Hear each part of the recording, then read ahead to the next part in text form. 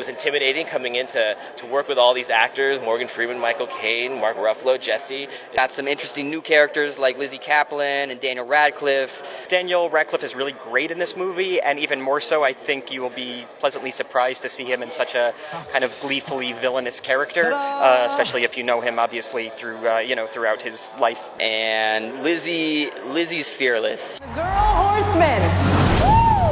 She's one of those actors, who just like come in and they're just this ball of energy. Just has this like very natural sense of humor and Crazy.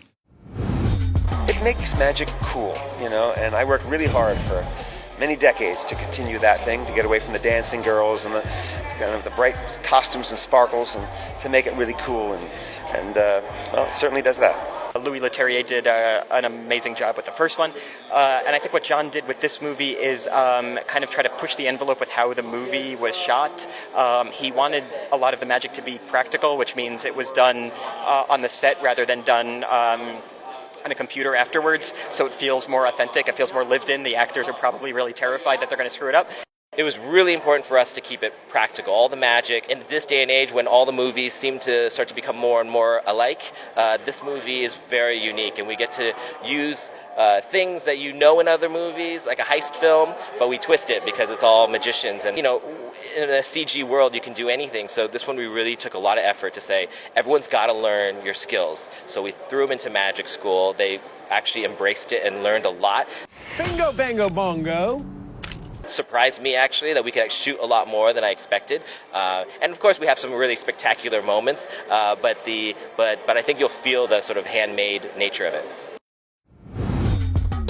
it's like we all love each other, and to come to set every day with a bunch of people who are like really funny and just trying to make each other laugh, like it doesn't really feel like work. As a filmmaker, it was a blast. I just turned on the camera and said, okay, let's have some fun, let's do some magic.